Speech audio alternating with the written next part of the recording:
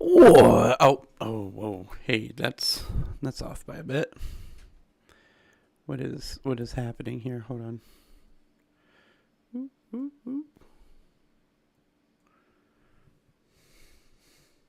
think I fixed it. Hold on.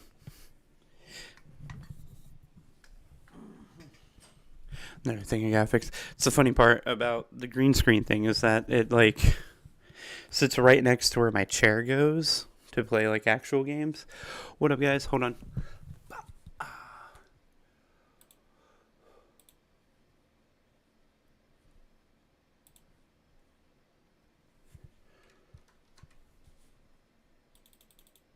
There we go. There we go. Talking about upcoming videos more. Want to talk about some things that I want to talk about.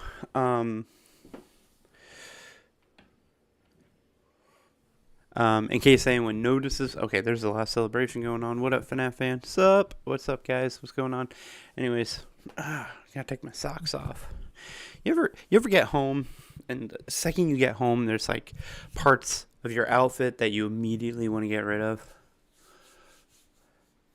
Socks, pants, get into shorts instead. I wear shorts when I can, because who wears pants when they can wear shorts? Beverly Hillbillies. What up, Mega? Whew, I just got done eating too, so I just feel full. Agreed with that, right? Exactly. Anyways, guys, so I want to talk to you guys about just everything like normal. We're just here. We're in front of a green screen. I'm being weird again. You know, the usual. The you guys are getting used to this kind of content, I'm assuming, anyways, and you guys keep coming back. So I'm deciding that it's good content to make, in my opinion. But yeah. So we're talking about. Like I said before, Davis Henry's son video should be coming out at some point. Dabs is working on it in the background, and it'll come out when it comes out. Here's my question. Has anyone ever wanted I'm not sure if I want to try and tackle a timeline video, because I feel like my timeline will be so much weirder than other people's. That I think the level of just venom that I will get from the internet. The new Beetlejuice movie. Ooh, nice. How was it? Was it good? Did you enjoy it? Did you like it? Was it good? Ooh. Yeah, still a little sick, so I get phlegmy a little bit when I do that. Yes. Oh, good. How was Jenna Ortega? Did she do a good job? Yeah, but to be frank, Matt Pat's was controversial. I know, exactly. Everyone's is going to be controversial. That's my thing. It's like, that's why I'm like on the edge of doing certain, like, my theory is obviously there's going to be holes in them, because there's holes in literally every theory. Like my name swap theory, people are pointing out that on some of the pages that you get the numbers for Cassidy's name has faded text my name on them, but it's not every page is the thing that I got pointed out, is that's not every page, but it is the majority of the pages. And I can right,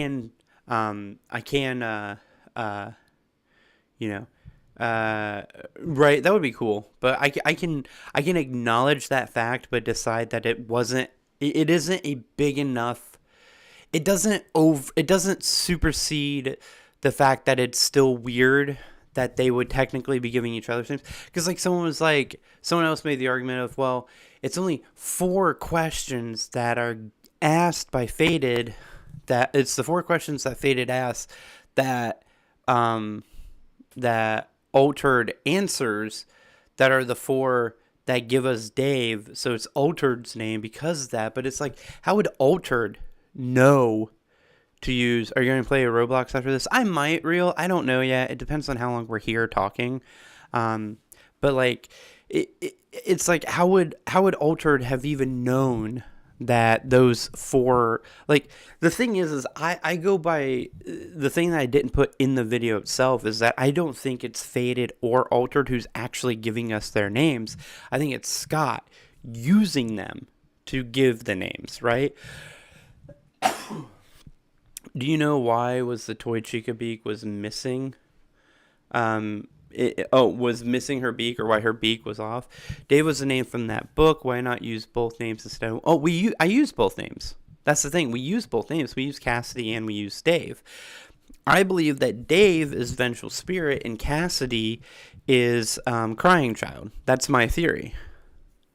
Instead of the other way around. Other people are flipping it. Cassidy is Vengeful Spirit and Dave is... Oh, the community not using both. Well, they're using both now. They are using both now, but they're giving Crying Child the name Dave. And I don't personally believe it. I think Cassidy is a better name. There is a Dave in Security Breach. There is a Dave in Silver Eyes. There is a Cassidy who plays, I guess, the Vengeful Spirit or the Golden Freddy Spirit in one of the books or something like that.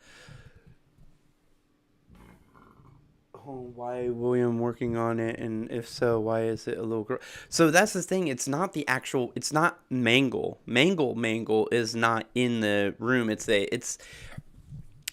action figure or like toy version of Mangle, and it's Elizabeth's room, and Elizabeth playing with that.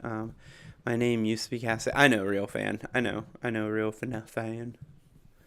Is it in little girl's room? Because Mangle is a toddler toy.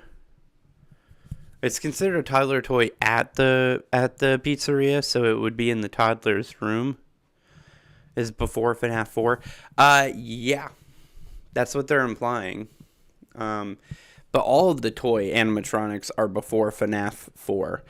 But what I think it is that they were just making action figure versions of the characters to appeal to like boys, right?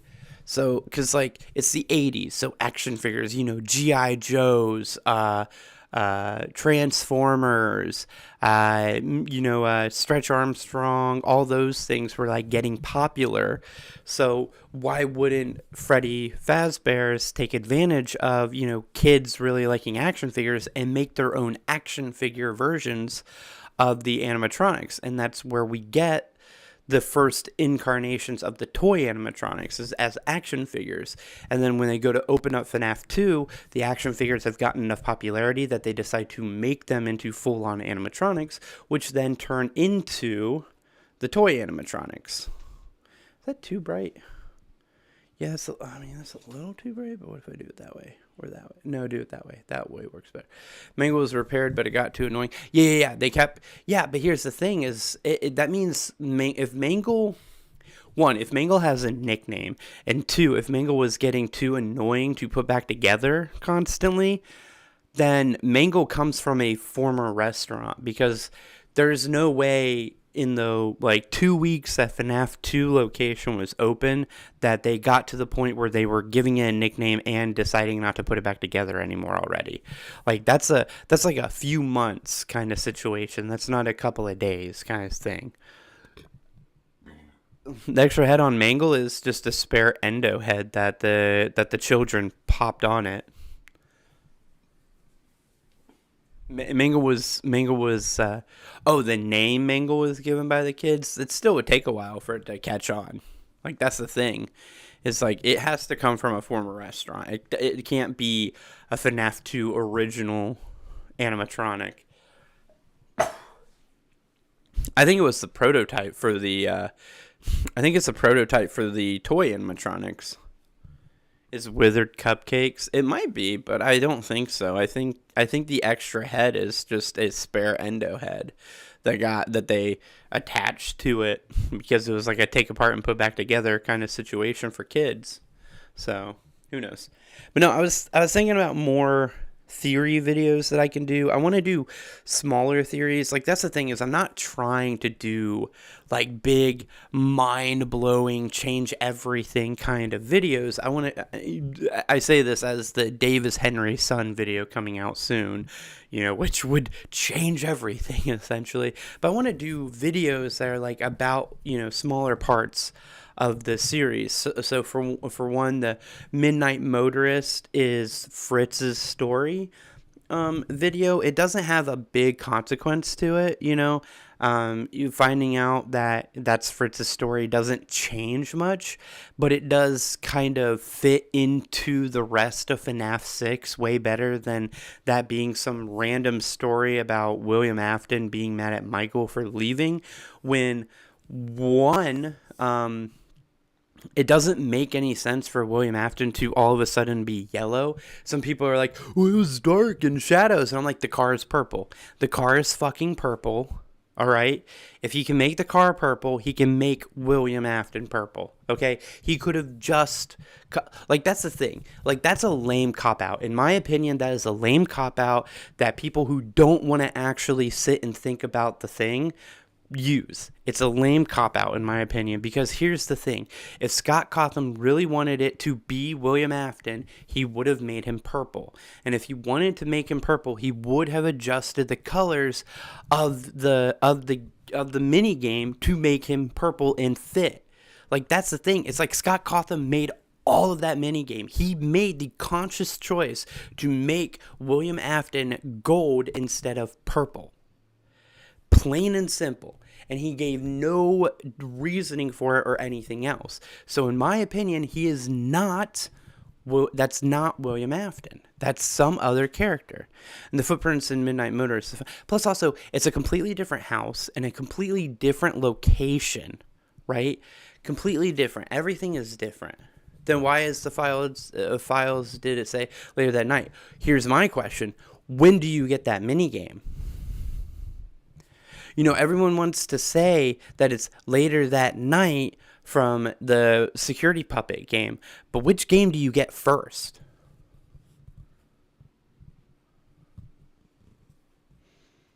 Which games do you unlock first?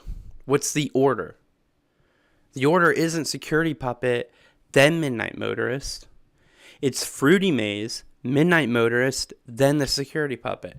I think later that night doesn't have to even refer to another minigame, right? It doesn't have to refer to that. It just can be later that night after Fritz has been abducted, you know? That's the thing. We're reading too far in. I think sometimes we read into something and we get stuck on it. We decide that this is what's right, even though we have zero confirmation. There's never been anything that confirms that, right? It doesn't. There's nothing that of the death of the dog. Oh, the death of the dog. It could be that. Toy Funtime Foxy and Funtime animatronics built to be the character Funtime Foxy. Wait, what if the toy Funtime Foxy and sister location Funtime Foxy are animatronic built to be the character Funtime? I don't know what you're trying to say, Beanie. The files did.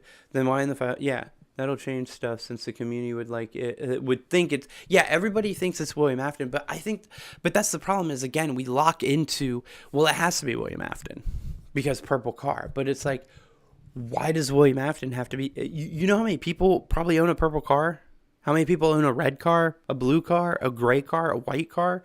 Like, to say that it's William Afton because it's the same color car is, I get it. I mean, it's understandable, but at the same time, if car is same color, but character is different color, then my assumption would be that we have a different character, right? And some people are like, well, his chat's always been yellow. Yeah, but he's always been purple. We even see him in FNAF 4 as purple. So you can't even go with like the corruption element of like, well, maybe he was yellow until he committed the murders, then he became purple. But again, he's already, if it's later that night from the night that he killed Charlie, then he's corrupted. He's killed a kid. And also, again, I'm very much a Charlie died last stan. For me, other people can be different. You know, you guys have your own thing. But for me, it's Charlie dies last, all right? Charlie dies last. And that makes sense in a lot of ways. Charlie's death is a death of passion. I think Charlie dies. I think he kills Charlie. Midnight Motorist game has the Afton car with the spring Bonnie antenna. So... You're talking about FNAF, a non-canon game has and it's called the Midnight Motorist or whatever. Yeah, Midnight Motorist, and it has a purple car, the same purple car with a Spring Bonnie head on the antenna. The antenna is in the back of the car. What if the Spring Bonnie head is supposed to tell us that it was Spring Bonnie in the back in Midnight Motorist? That those footprints are Spring Bonnie's. And a lot of people are like, well, it was raining. Was it raining when he got kidnapped? Here's my thing. There is nothing guaranteeing us that Scott didn't pull a red herring, right? That Scott didn't layer that mini game to make it not obvious, right? You got to remember, he made Susie's so obviously Susie that it would make sense for him to make the next one not obvious, right? Because Scott never does super obvious all the time. He made two of them super obvious. Springtrap have 3.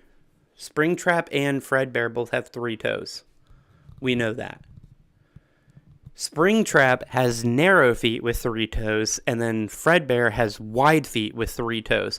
This is also why we know, besides just the face, but also the feet, that Scraptrap is Springtrap gone and taken parts from Fredbear to put on him to rebuild part of his suit. One, to get rid of the need to go follow children's sounds, but also to repair parts of the suits that have been damaged.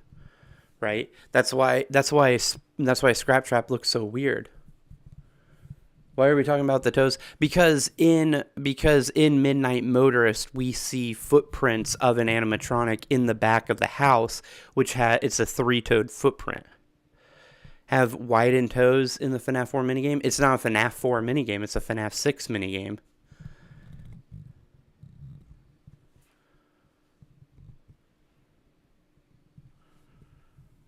If we're talking about Midnight Motorist, that's from FNAF 6. That's from Pizzeria Simulator.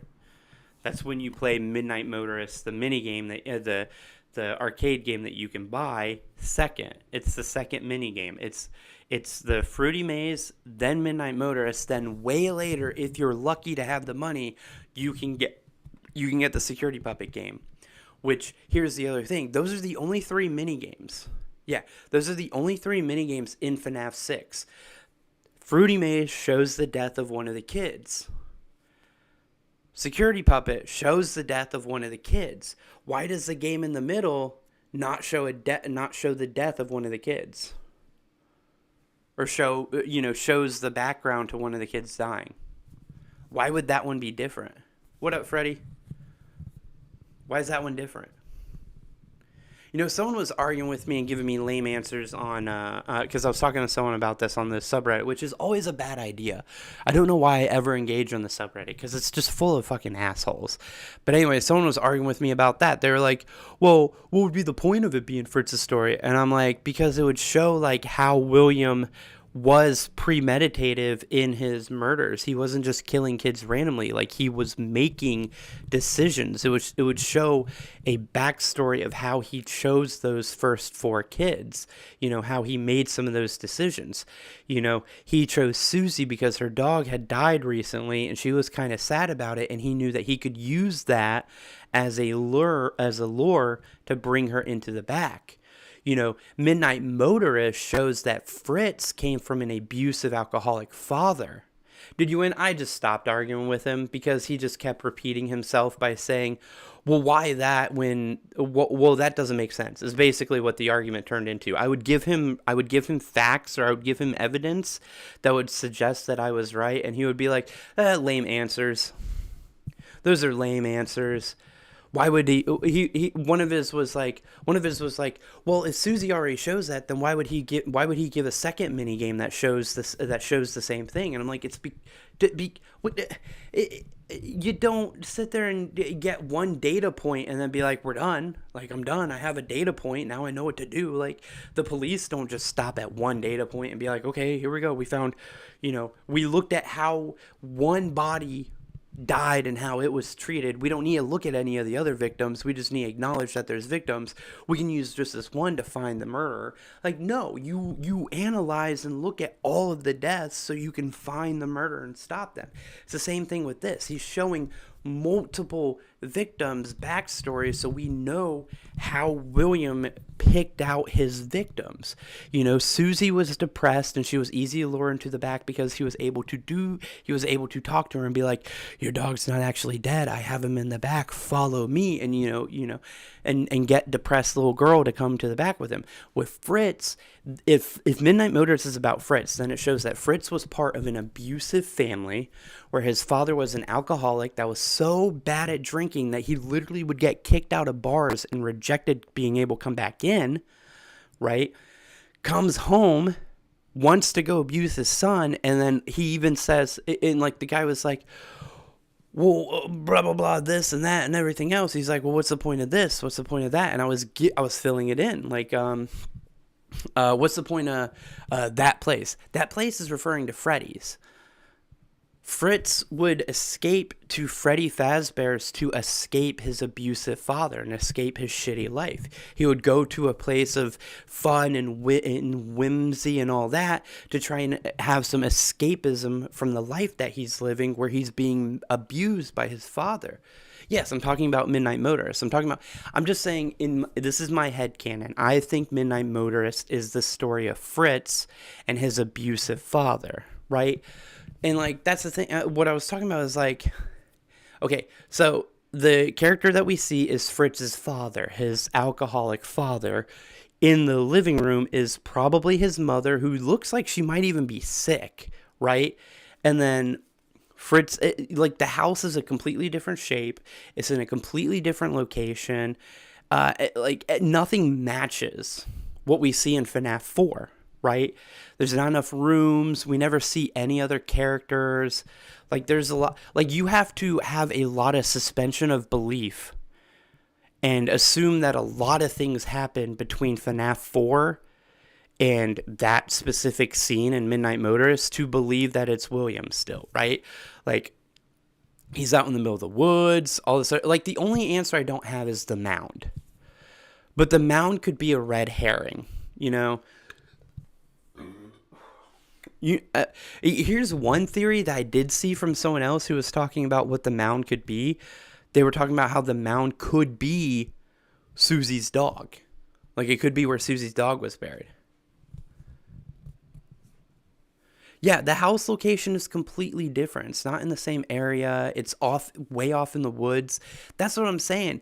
Is like, if the first game is about how Susie was lured, right? Why wouldn't the next game also be about a child being lured? It's giving us the background, showing us how William manipulated children, right? He saw that he knew that Fritz had gone home, and he had finally made the decision that he's going to start killing kids. So he needs to go get his victims. He gets Susie. That one's easy. Later that night, he goes and he lures Fritz. Because in my opinion, I think he did it over 2 nights. I think he killed 2 kids one day, he killed another 2 kids the next day, and then the cops were on him. And then he was able to push, that's what I'm saying. I think I'm gonna make it a full video, but I'm talking it out with you guys, so that way when I make the full video and community people get to see the video, I'll have a lot of evidence to really make it feel solid, right? And you guys are my testers. You guys tell me, well, it's weak. What else can we do? You know, what else can we talk about? What else is there that really makes it come together? And I mean, narratively, it's much more satisfying. You know, so here's my thing, and this is the question, especially for the people who are deniers of what I'm saying right now. I want to hear from you guys. I want to hear from Fourth Closet Funtime Freddy, Matthew, if you're still not fully on board, anyone else, because that's William showing up in the Spring Bonnie suit, luring. Jeremy and Gabriel got lured to the back together. We actually know that from FNAF 1. that William lured Jeremy and Gabriel to the back together as a duo and then murdered both of them together. We learned that in FNAF 1. It's in the news articles. That's what I'm saying. Fritz's story is the only story we don't have, right? If all of my theories are correct about the 7 kids, Fritz's story is the only story we never got, right? The very first death we see in FNAF 4. Because I do believe that Fredbear suit that is in the parts closet when Cassidy gets locked in there by Michael, I believe that is a child in that Fredbear suit. I believe that that is Dave, the vengeful spirit, right? Which, that's a whole other ball game. That's a video that's coming out soon.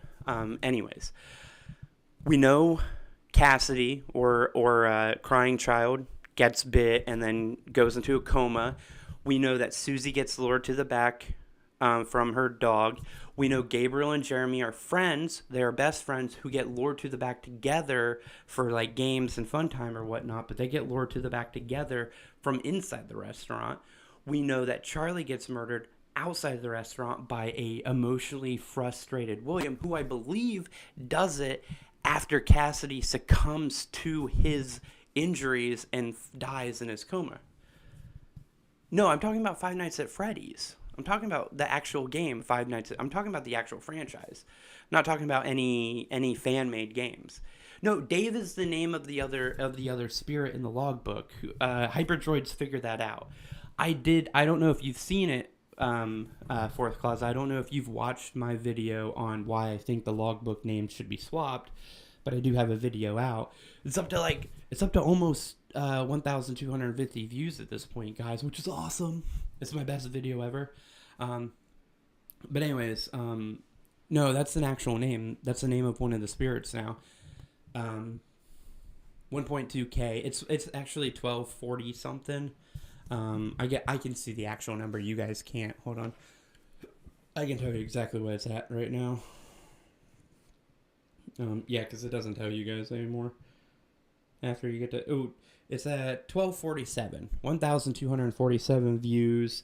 37 and a half hours of view time. I did edit it a little bit. I don't know if anyone's gone back and rewatched it, but I did take out like 50 seconds. Dabs accidentally added in a clip that was actually meant for the Dave is Henry's son video, but I recorded it in the same shirt, so it was easy to get confused, and she accidentally added it in, but I edited it back out just in case someone like MatPat or somebody does decide to pick up the video and do like a short review on it.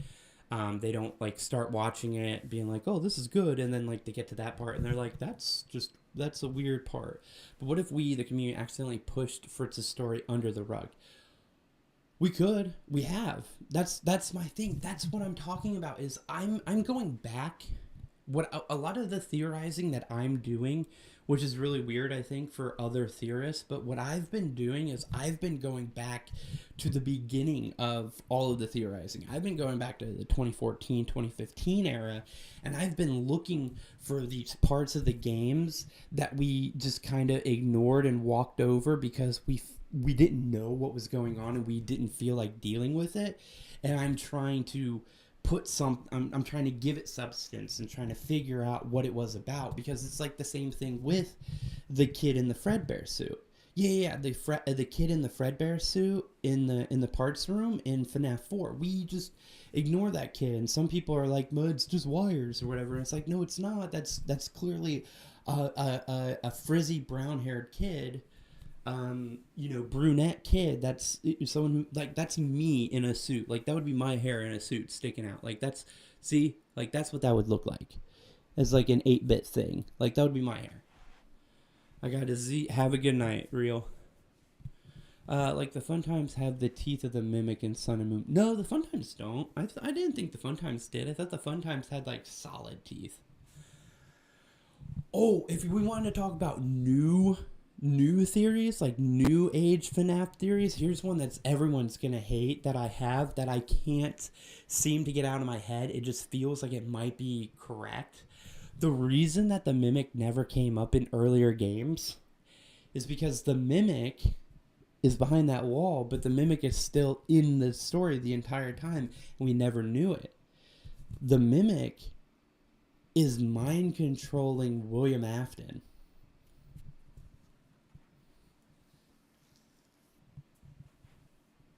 Hit brown while gray was all around the room. What? Oh, yeah. To show that, yeah. Oh, you're talking about like when he was designing the room. Yeah, exactly. That's what I mean. Yeah. That's my theory. That's a theory that's been in my head that I'm just like, there's no proof to this. But what if? What if? But what if? Well, that's the thing. No, we know that the mimic. We know that the mimic can mind control people. The mimic is glitch trap. The mimic has mind controlled people, but in the past, the Jeremy guy who cut off his own face, Vanny, Vanessa, other people potentially, whoever you play as and help wanted, they've all been mind controlled by the mimic. What if William Afton is mind controlled by the mimic? What if the mimic back then when it was trying to be other humans or be humans realized that the best way to experience being human was to be human?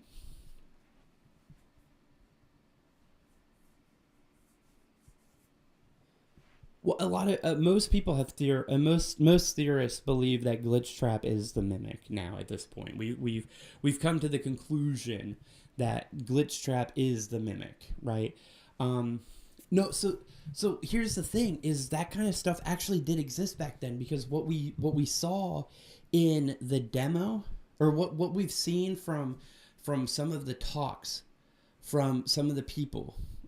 Like it could be, look, fourth, you don't have to agree with me, but you do have to hear me out because you're watching my stream, right? You don't have to agree with me, even after I'm done with everything. If you're like, nah, that still sounds lame, that's fine, because I have very little to go off of this. But here's the one fact that made me think maybe this is it. When John FNAF talked to Steelwool about Ruin, they said that the computer that Mexus comes out of is purposely supposed to look like it comes from the early 80s, late 70s. They said that it's supposed to look like it comes from way back then. So what if William Afton doesn't make animatronics? Because like for me, I don't think William Afton makes animatronics. I think he pays engineers to build the ones that he wants, right? They build animatronics in the style that he wants.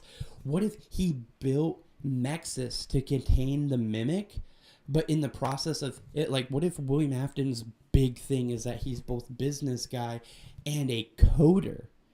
What if William Afton is a computer coder all the way back in the 70s and he built the Nexus program because it's a rabbit. It's a rabbit. Nexus is a rabbit.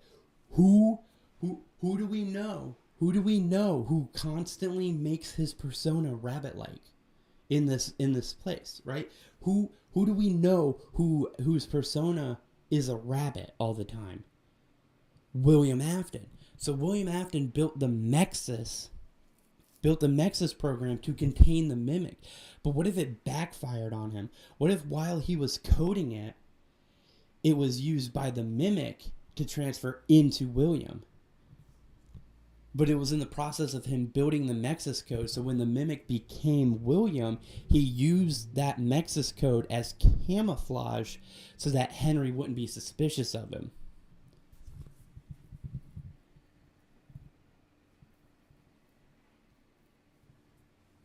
Yeah. Is in help wanted because Mimic 1 was in Glitch Trap's code. Exactly. So what if he's been in William the whole time and that's how his code's getting everywhere?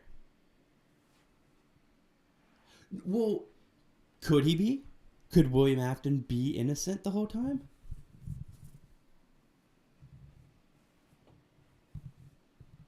Could could could technically, and that's why we see things like I will put you back together, and we see these spurts of love for his family come through, because as we learn with both Jeremy and Vanessa, even when he's in control, he's not always in control, right? Even when the mimic or glitch trap or whoever it is mind controlling someone, they don't always stay in control the entire time.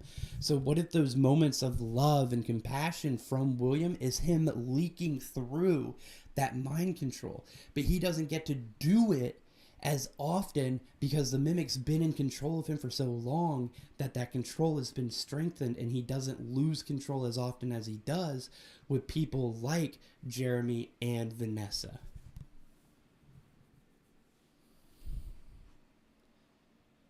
I'm just saying, there's very little for me to back this up with, but what if that was the case?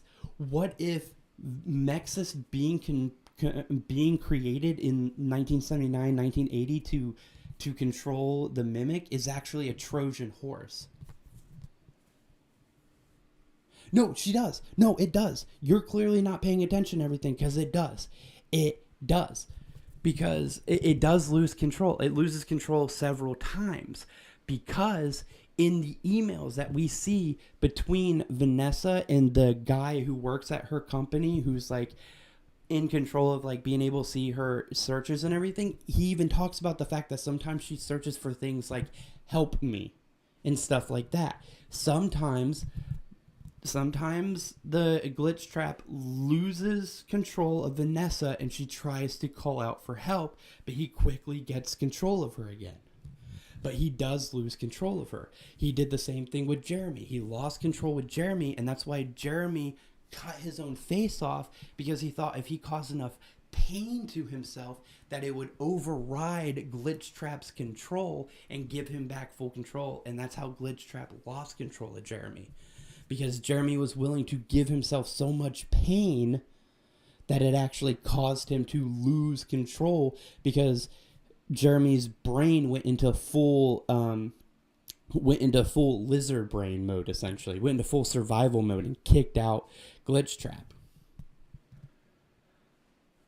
So yeah, we have proof that even when mind controlled, it doesn't stay 100% of the time, and that he loses control. What if that's the same thing with William Afton? What if William Afton is innocent because he's being controlled by the mimic, by the AI? Wouldn't that be fucking nuts, guys? I don't... Look, here's the thing. Even for me, I'm not 100% certain on this, obviously. There's not much to go off of. I'm just reading into some narrative things that are kind of stacking up. Here's my thing. And I haven't explained this in a long time, and there's a lot of new people in the community as of late that's watching the live streams either while I'm doing them or post. And here's one thing I need to tell you guys about. One thing that you guys don't know, and that is my formal education. I went to college for 4 years. I didn't get to finish because of funding, whatever, but my 4 years, I was like 2 classes away from having a degree. My degree was a bachelor's in theatrical performance, was a bachelor's in theater production and design. And that includes script writing, storytelling, character development. Like, this is literally my education, is creating and crafting stories, creating characters, finding backstories, making things build up to show something. Took Jeremy. Yeah, they took his face off, but he was no longer. That's what it is. He cut his own face off to cause so much pain that it kind of overrode his conscious brain and like kicked out Glitch Trap, because Glitch Trap no longer had control of him. I don't know if he ended up dying, but he definitely kicked out. But it was Jeremy's choice. Yeah, Jeremy made the choice of cutting his own face off in order to save himself.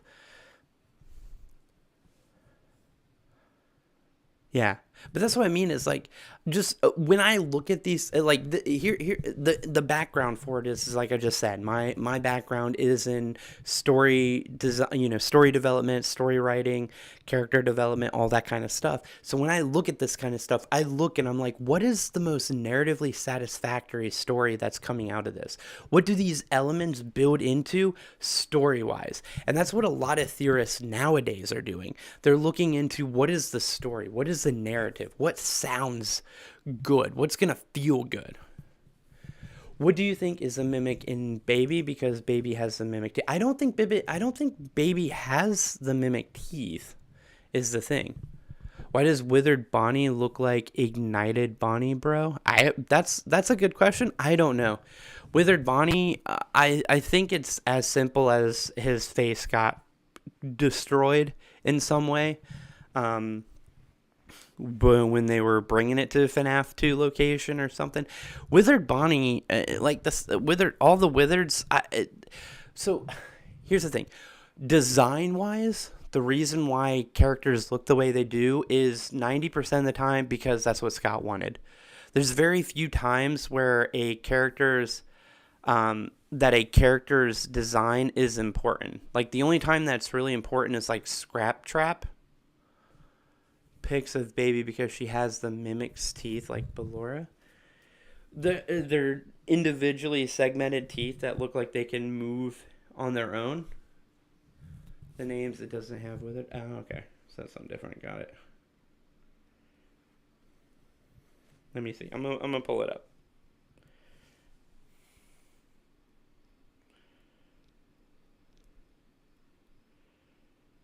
Teeth.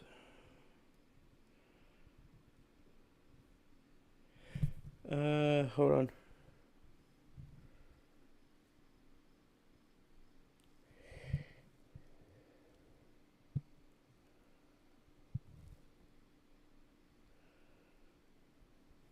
If she does, they're different. They're I mean they're no they're if she does, they're very updated, but they're but like all right, Matt, have a good night.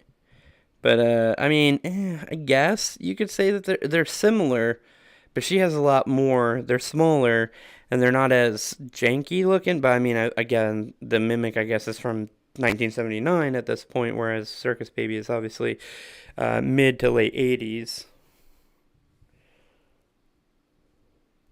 Similar, but not the same. They're not exactly the same. What up, gaming? But yeah, I got you though. But no, yeah. So that's a thought that popped into my head that I was like, I need to get this on film as soon as possible, so that way, if it does come out as being true, I get to be that guy that makes the video first. Well, not first, but I get to be the person who says I was there first. Now to get the bite of 83 or 87, I forgot the year. I am off now to get the bite. Well, you're fourth closet, so you're not getting either bites. Those don't happen in your universe.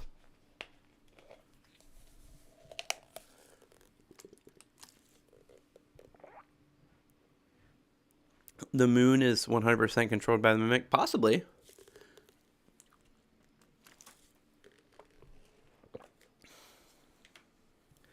Or what if the moon is just a secondary mimic AI program that's been created by William Afton?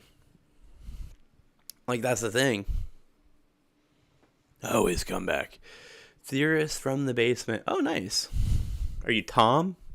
No, but yeah, no, that's the craziest theory I could think of that could potentially be true. Because there is a lot of things that work in its favor, in my opinion. The fact that Nexus is that old, and the fact that we don't know what William is actually good at. What if it turns out that William was a good coder, and he's the one who built the Nexus program, which is very likely since the Nexus, again, looks like a rabbit, and that's kind of the calling card of William Afton. So what if what if Henry and William combined together to build the AI program, right? To build the mimic.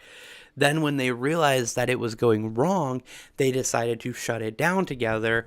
William obviously being the one who has to build the code to create a program to keep the mimic in check, aka Nexus. The mimic something system. I'm guessing that's what Nexus probably stands for. It probably stands for mimic something system, like mimic something enforcement system, to stop the mimic from doing things is essentially what the Nexus is meant for, obviously. But it's a rabbit, and that's the calling card of William Afton. So what if while Nexus was being programmed, the mimic used it as a back door to get into William Afton, and then used it as a smokescreen an ARG on a small coding sharing website. I made it so hard that you'd need to know every Bible. Wow. No one wants to do that. How to read Morse that was coded into advanced encryption standard. That's unnecessary. And I don't think anyone would ever. Here's the thing. Here's the thing. It gets interesting, but it will turn off a lot of people from wanting to do your ARG if it's based off Bible verses.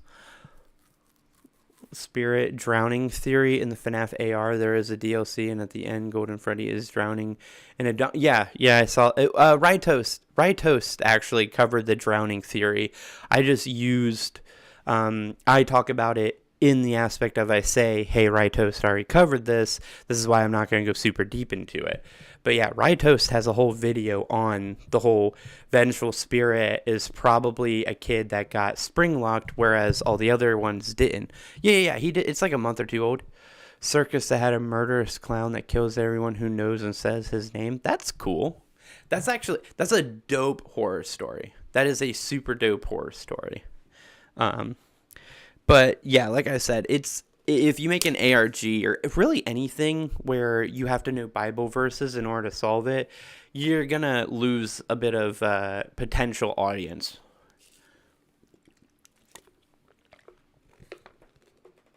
Myself included. Not gonna lie.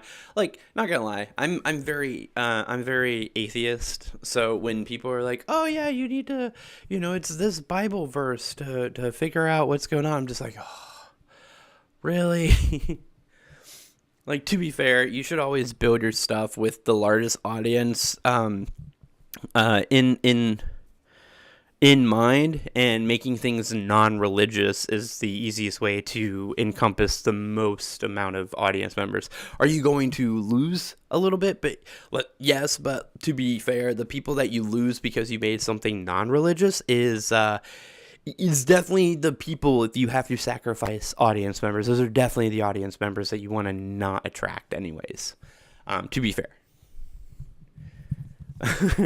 To be fair, anytime someone refuses something because you're non-religious with it, they're not people you want around anyways. Is that why the Mandela catalog fell off? Possibly. It's called Jack's Funhouse. They're mostly used Psalms 91:10 and some other ones. I'm trying to just make a story out of a religious story. See, that's that. There you go. But that's the thing, is you're going to lose people. Like, obviously, Jack's Funhouse sounds cool to me. Then you tell me that it's about Psalms 91:10. Tell me that's about a religious story. You lost me. I'm not interested in your game anymore. Sorry, bud. It's not your fault. It's nothing to do with you. I'm not a religious person. I really can't. I can't stand religious people. It's not that I can't stand religious people. It's, you guys know who I'm talking about. When I say I can't stand religious people, you know who I'm talking about. You just got a new skateboard, sister? Dude, that's dope. What brand? Who'd you get? Whose brand did you get? Whose board did you get? Did you get a specific skater's board?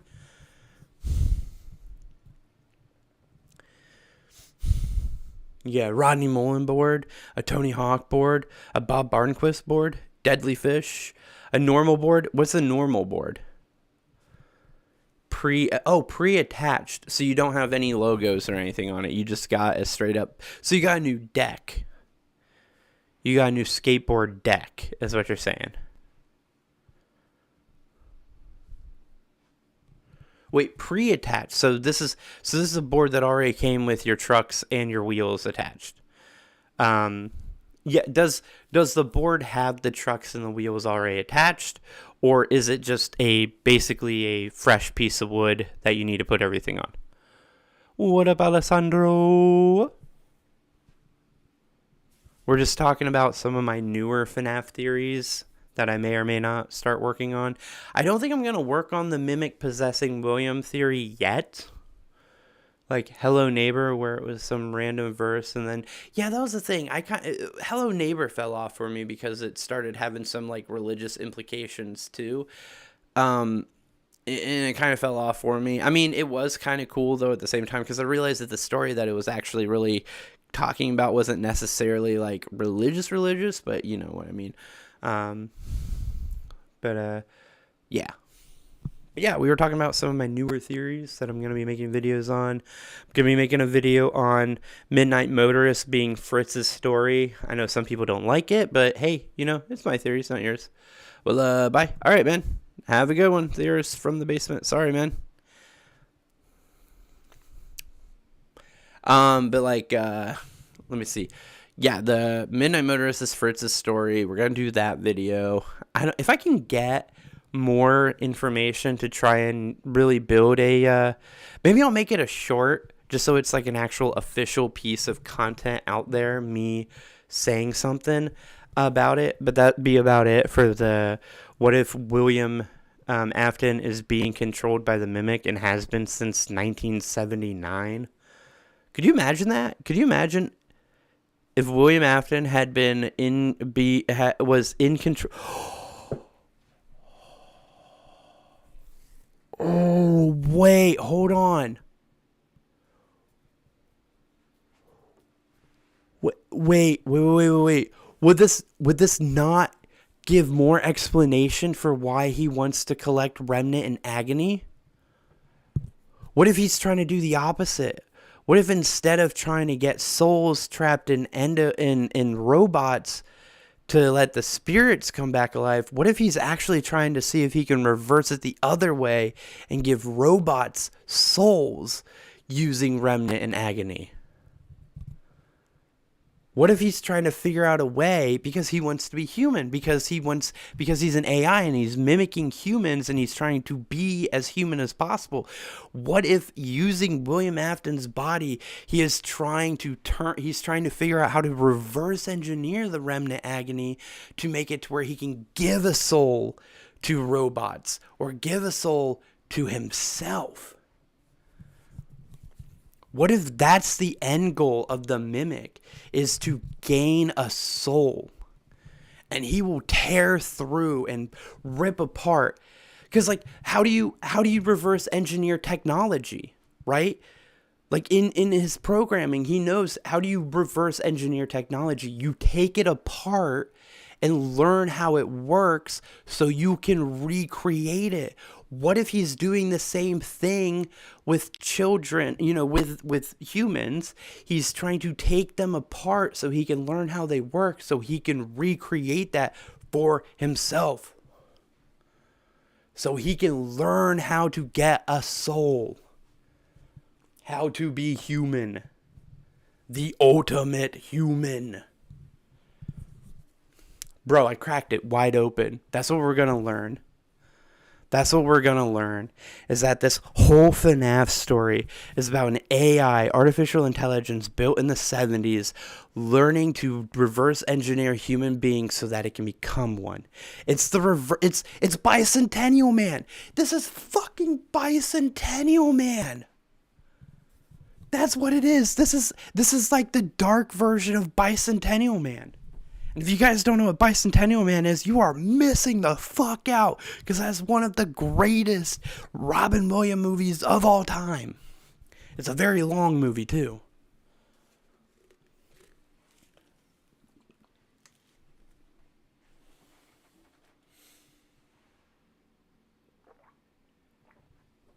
Bro, how do I look like your grandpa? I am 30.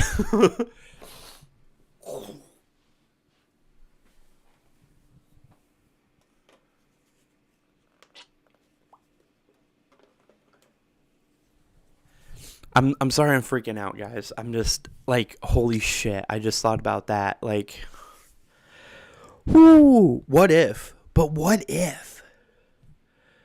What if, guys? What if?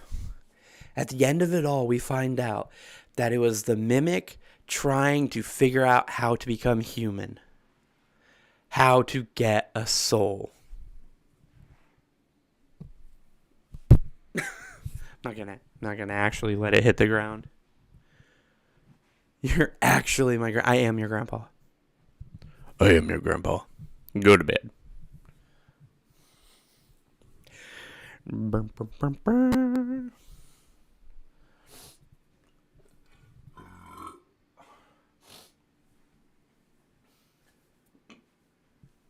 Sorry, I'm like all worked up now.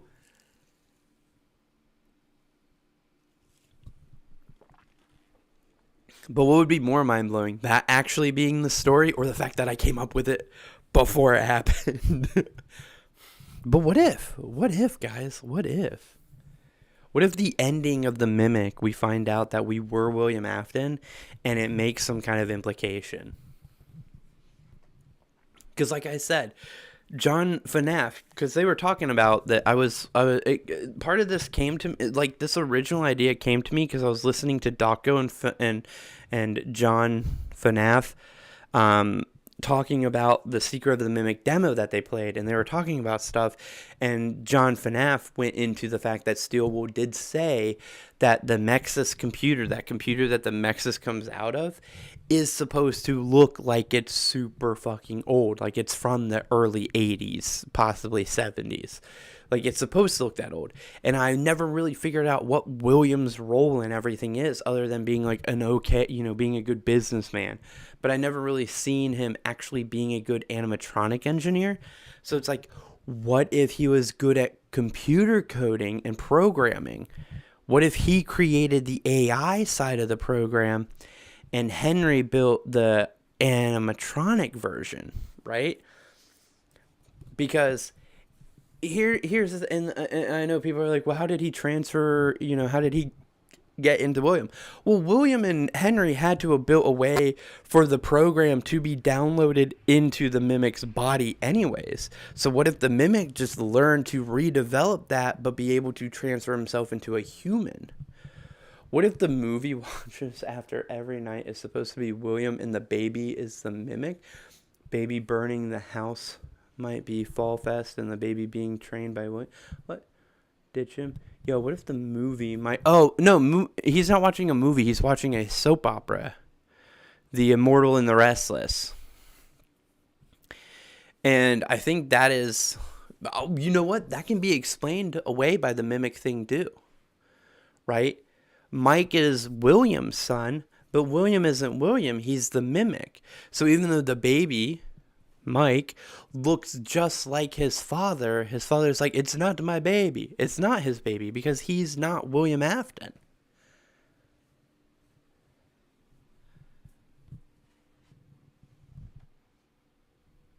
He's not William Afton. He's the Mimic, pretending to be William Afton. So he's like, it's not my baby, because it's not. That's why he doesn't act like a father most of the time. That's why William Afton's always gone. He's running the business and learning how kids operate, but he's not a good father because he's not learning to be a father. He's trying to learn to be what it is to be human. And that's why William acts so strange.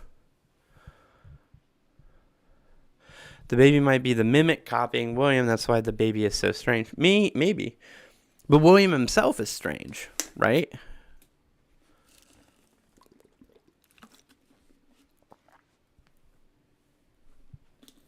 It's not my baby. Clara, the baby it's not my baby.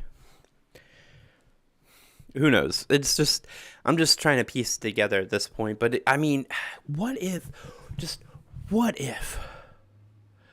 what if the Mimic is William Afton? Well, what if William Afton is the Mimic? Has been the Mimic this entire time. And that's why the Mimic doesn't actually show up until Ruin, because Ruin is when the Mimic gets put back in, or moves himself back into his own body, because William gets absorbed by the Tangle and taken away. So when he gets taken away and gets absorbed, the Mimic's like, I gotta get out of here, and transfers himself back to his own body. Is Rick Astley? It's Rick Astley, Astley. Just so you know, FNAF fan. Oh man, I'm a little hot right now. Like that was. Oh man. This is a different kind of exhausted than yesterday playing fucking Floors or Doors or whatever the hell that game was that you guys convinced me to play. Holy shit, that game, man. That game.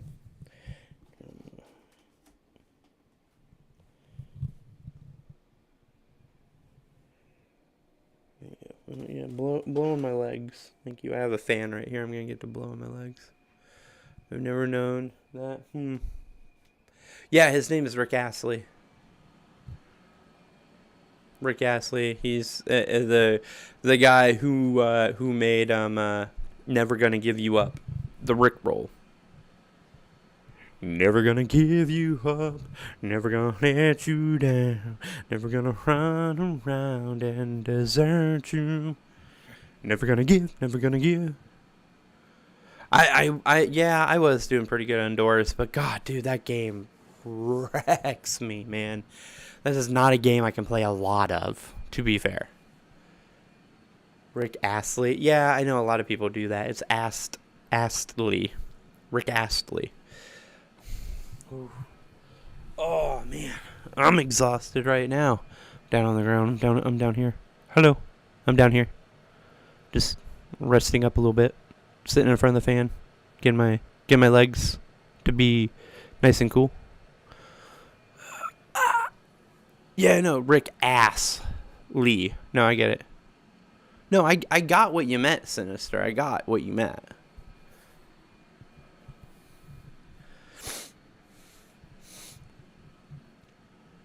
A lot of people do. A lot of people call him Rick Astley because it's funny.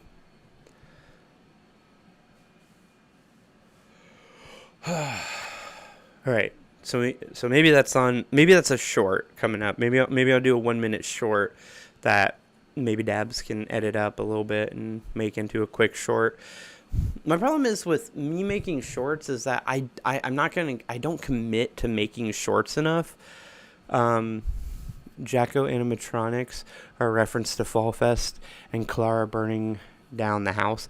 So my original theory on the Fall Fest fire was that the Fall Fest fire happens in 1983 in the fall. And if my timeline is correct, Henry is in prison by that point, right?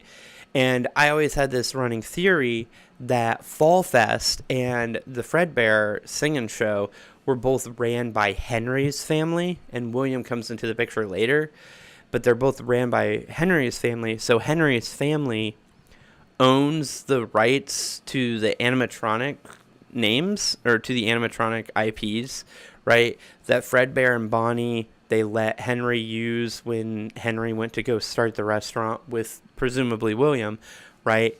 But that they actually own most of the other character IPs. So what I think happens is that when Henry goes to prison, William is afraid that they might pull those IPs from him because their son's no longer benefiting from them. So he burns down. He makes it look like an accident, but he makes Fall Fest burn to the ground, so that way it's damaged beyond repair, basically, and that it would cost too much for them to get the Fall Fest up and running again. So he offers to buy those character IPs from the family to like help them out. So he gets them for a discount, and he gets to own the IPs fully, and that's when Fazbear can really take off, right? Think the Mimic did something with the fire because of the flammable suits. Well, hey, here's the thing. If the Mimic is in control of William, then the Mimic did. If the Mimic is mind controlling William, and William burnt down Fall Fest in 1983, then that means that the Mimic did it. We all agreed that at some point, Clara or Mrs. Afton burned down the house. That's the thing. No, actually, a lot of people believe that Clara is actually representing Michael. That's the funny thing. Is there a lot of theorists actually believe that Clara is the Michael stand-in in the show, and that her burning down the house is to represent him burning down the FNAF 3 location. Don't ask me why. I don't know, because I'm not sure about that, really, honestly, myself. Because I still feel like the baby is supposed to represent Michael.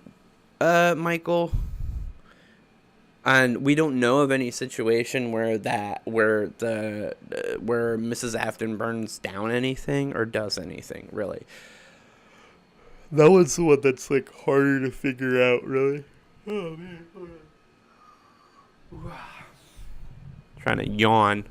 But I mean, I do think that it's more of a Michael Afton is the baby, but I don't know who Clara would actually represent. It could be Mrs. Afton, but then it's, again, we don't have any backstory on Mrs. Afton ever doing anything ever in all of the existence, except for existing, right? That's about it. I also want to point out that there is another theory in my head that's really funny to think about, and that is that a lot of times Henry and William are like described as looking the same, especially in like graphic novels and stuff, that they look very similar a lot of the times. So it's like another theory of mine is, what if William and Henry are the same person and they're just someone who has dissociative identity disorder?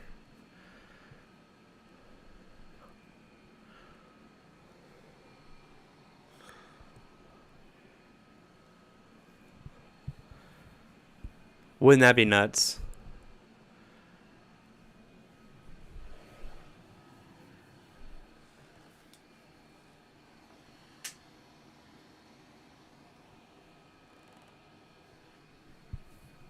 I mean, this is back in the 80s. He could have been, instead of him being both founders, what if he's just one person, but he has two families because he's nuts and he keeps two families around? So he has Charlie, who thinks he's Henry, and then he has Michael, Cassidy, and Elizabeth. Wouldn't that be fucking crazy, right? He has Charlie and Dave. He had Charlie and Dave, and then he has Cassidy, Michael, and Elizabeth, right? I don't believe that one. It's just one that came into my head one time when I was listening to people talk about stuff, and they're like, "You ever notice that they look a lot alike in that they're like described as like looking the same and stuff?" I'm like, maybe they're the same guy. That'd be a fun, weird theory. I'm not gonna say that's not one that I'm gonna pursue. In the soap opera, the baby eats the cat. So like in FNAF 4, there's a dog barking sound. So maybe at some point, either William runs over that dog. Yeah, Susie's dog is plush trap. Maybe.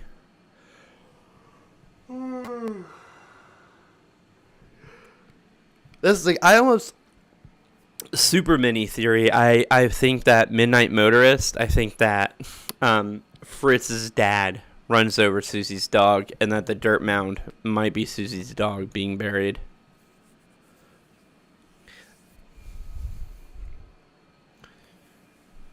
And that may not even be the first time that Fritz's dad has ran over something, and that's what that open field might be. It might be where he buries animals that he hits with his car. That might be where he hides the bodies. You know, we got William Afton, who's a serial child murderer, but then we have Fritz's dad, who is a serial animal hitter, car hitter. Just got a lot of fucked up people, but it's the 80s, man. There was a lot of like, did you guys know that most like major serial killings happened in like the 80s, the 70s and 80s? Like some of the craziest like cults, the craziest like serial killers and shit like that all happened in like the 70s and 80s. Well, it was kind of like the golden age for being able to be a serial killer, because like that's why the horror movies were so good. Well, that's the thing. It's like 70s and 80s was kind of like the golden era to be a serial killer, because like the ability to travel long distances and acquire targets was so easy, but the ability to stay anonymous and like forensic science was not that good yet. So a lot of times, in order to catch a serial killer, you basically had to catch them in the act, or they had to accidentally let a victim live. If you were successful at killing your victim and burying them and no one ever finding them, you could continue to get away with this, especially if you looked like me. You know, a semi-decent looking white dude. Ted Bundy only actually got caught because he attacked 4 sorority sisters in a single night, bit one of them, and let 2 of them live on accident. That's the only reason he got caught. Was because one of them had literally bite marks from him on her skin that he couldn't refute. That would never happen to me. I don't have teeth.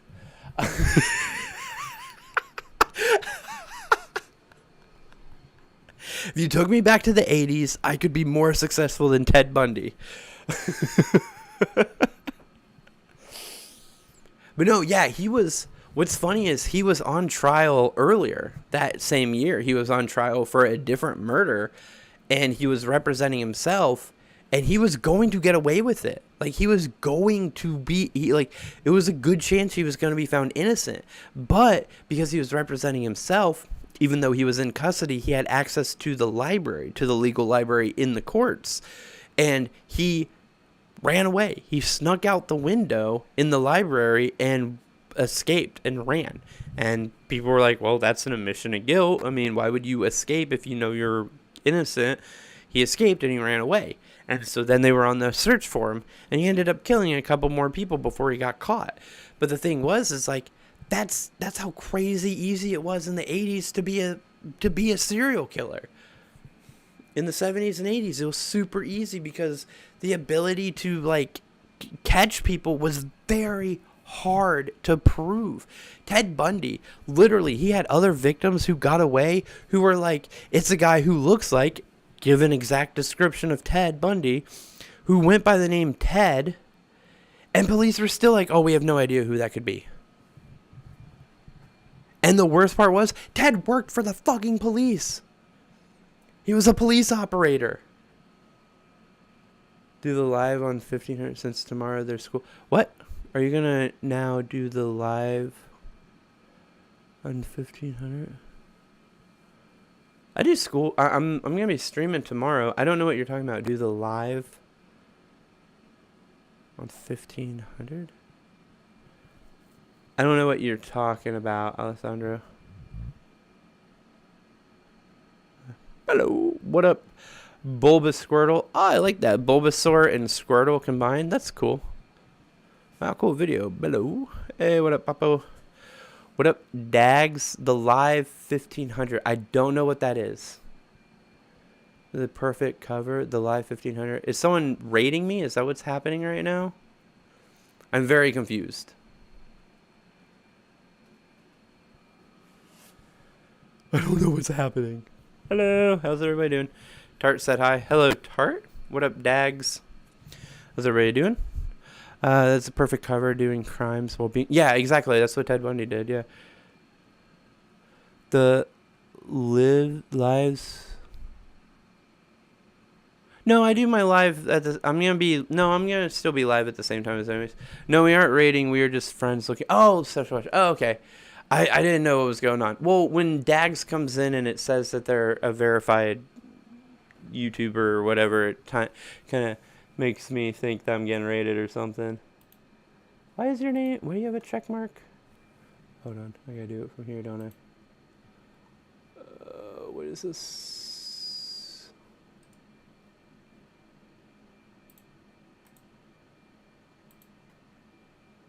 Yeah, okay. So that's what it is, yeah. Okay. I'm bringing chat back up. Okay. There we go. Dead Poet sure is epic moment. Yeah, thank you. I appreciate it. The bottom of it says, believe in myself. Time for the emojis. Oh, 15. Yeah. The live. Dags, it's here in live. Oh, my God. Why does Scrap Baby have makeup? Because Scrap Baby was trying to look as much like her old self as possible. Looking for stuff. Okay. Yeah, I was just confused. I was like, what? That's cool. Welcome, guys. Welcome. If you guys haven't hit the subscribe button yet, make sure you guys do. Trying to get to 1,000. We're kind of okay-ishly there. I don't know how much you guys like FNAF videos and theories. We released a a FNAF theory video like 3 days ago on why I think the logbook names should be swapped. I was talking about some other FNAF theory videos I have coming up soon. Also, I hang out in front of a green screen a lot of the time when I'm doing lives. You can do it. Thank you. I appreciate that.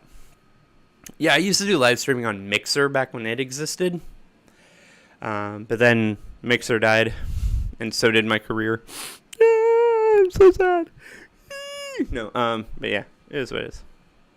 Yes, my Deadpool shirt. It says "Believe in yourself." I don't know if you guys can. There you go. Yes, one of my favorite shirts I own. That I have 3 Dragon Ball Z shirts that I wear all the time. A Ninja Turtle shirt that's pretty cool. 2 Bluey shirts and a few other things. I'm Dag Bob. I see you, Dags. Appreciate you, man. Yeah. What do we got? Hold on. Let me see something here. Yeah, I just checked out your channel. You have you do Minecraft things. Of course, obviously that is extremely vague. You throw a stick in the YouTube universe and you're probably going to hit somebody that does Minecraft videos of some sort. That really narrowed down the gamer. Sorry, I just wanted to be correct once. No. It's like, what is the most generic guess that I could possibly make and still get it right? You play Minecraft. I think the other one would be you play Roblox.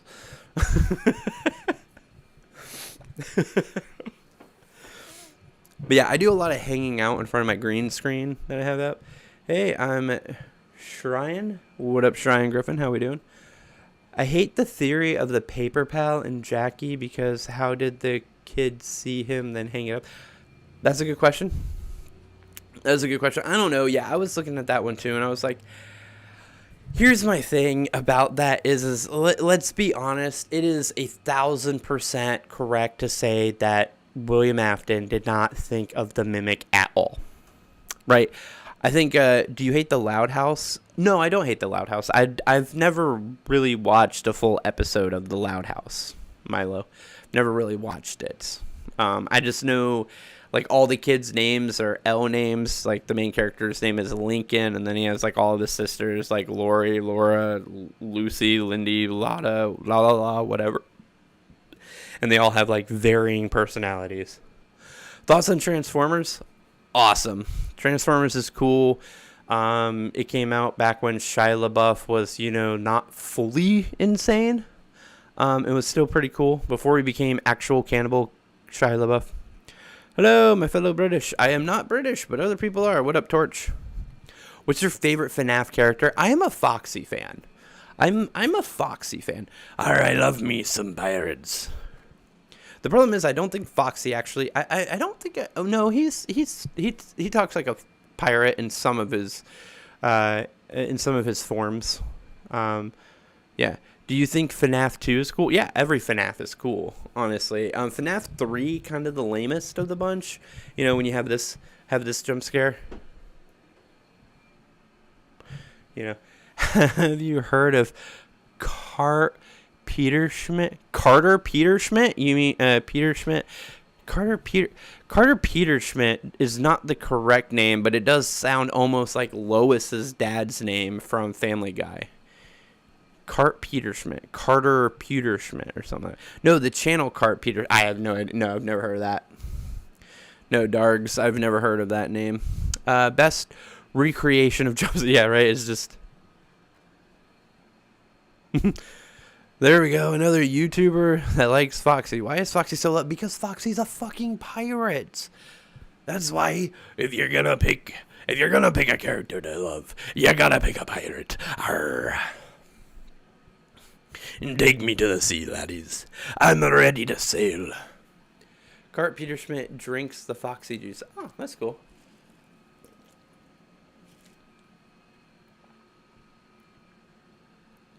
Arcade with some book characters.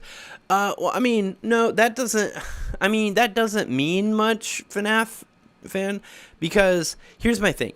the arcade machines are just made up also. That doesn't mean the books exist. That just means that the characters, some of the characters from the books potentially exist.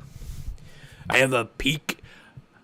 Oh, Foxy. No, it's just that's just my pirate voice. If it happens to be Foxy's voice too, well, that would be because I'm Foxy's voice actor. No, I'm not, but I wish. That would be awesome.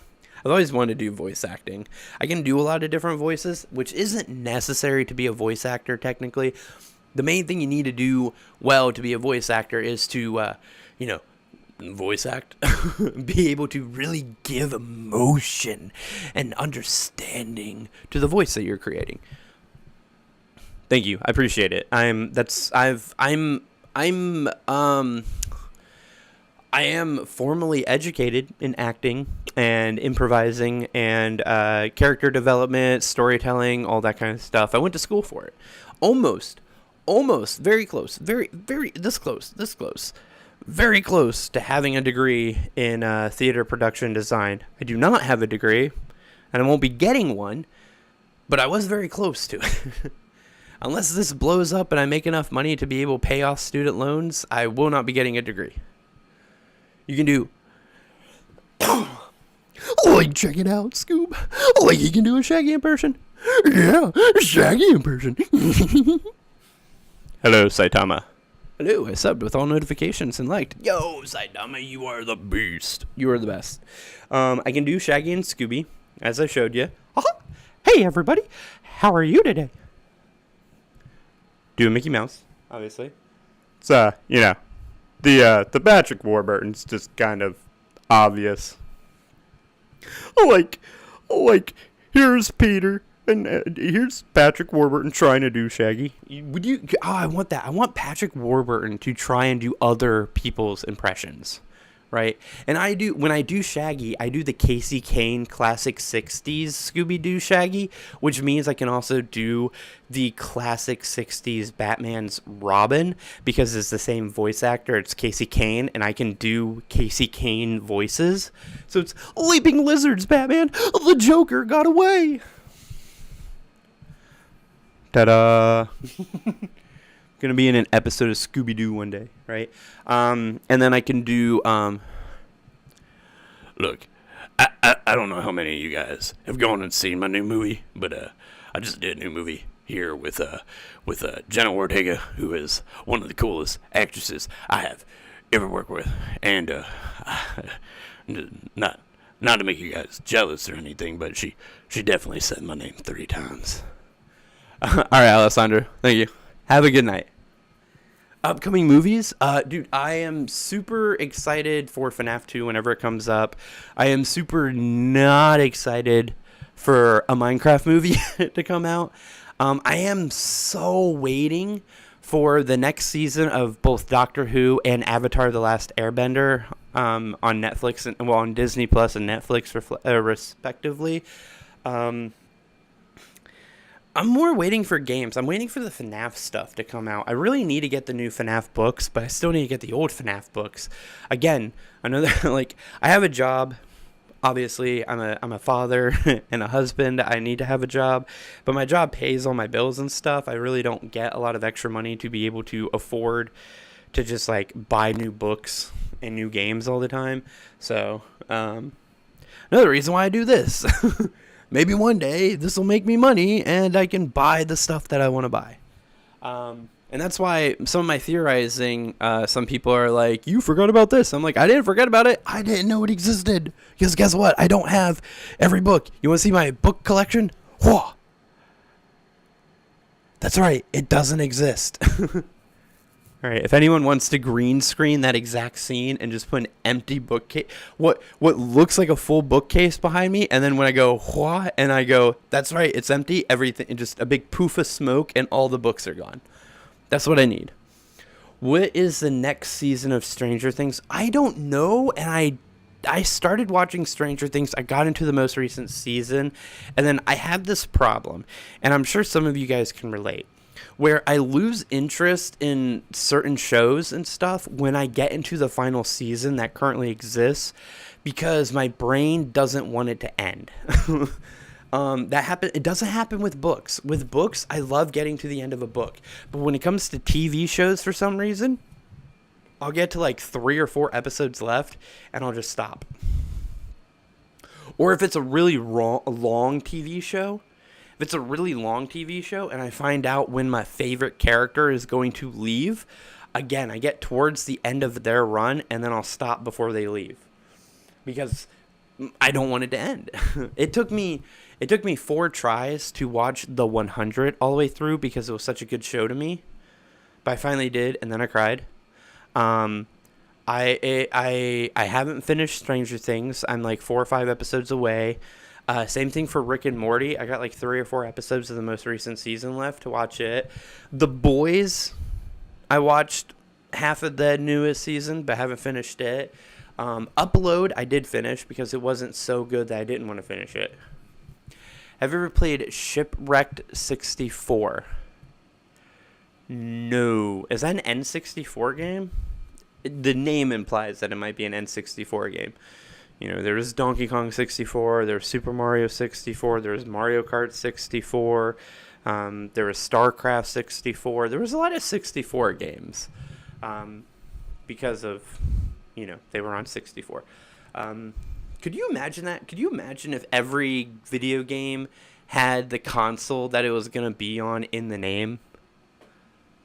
Is gory with some cutscenes. Oh, cool. Micaiah, do you like Total Drama Island? I have watched that a few times. It does look fun. It does look like a fun show. I have watched a few episodes of it, but I've never been like, I need to watch all of it. It does feel like one of those shows that you don't have to watch it from beginning to end, that like you can just kind of jump in whenever, and 90% of the content you're going to get. I get that it's like kind of like a reality show competition kind of situation. Do you like the movie Tusk? Have I ever seen Tusk? Emmer Springs. No, I don't think I've ever seen Tusk, so I'm going to say I don't know. But I'll add it to my list of potential things to watch. Speaking of Total Drama Island, have you seen Total Drama Jerusalem? Definitely not. Do I have a favorite My Little Pony, perchance? I am not a brony. But I will say that my favorite is probably Applejack's, because of the whole cowboy theme. I think that's just ironically funny that it is a pony who dresses up like a cowboy or like a cowgirl. MatPat needed to blur a lot of the cutscenes in Shipwreck 64. Damn, mine is Pinky. Oh, what's your thoughts on the popular FNAF theory, Burger Victim? What the fuck is Burger Victim? How popular is this theory? Because I don't think I know it. Or I might know it, but by a different name. I don't know. I come up with unpopular theories is what I'm learning from the backlash of my latest video. My latest video was about the fact that I think Hyperdroid got the names reversed, and that Crying Child's name is Cassidy and Vengeful Spirit's name is Dave. But that's because some people think that Vengeful Spirit's supposed to be a girl, and I disagree. I think that Vengeful Spirit's supposed to be a boy. I also think that Vengeful Spirit Dave is the son of Henry, but I'll get into that in a future video.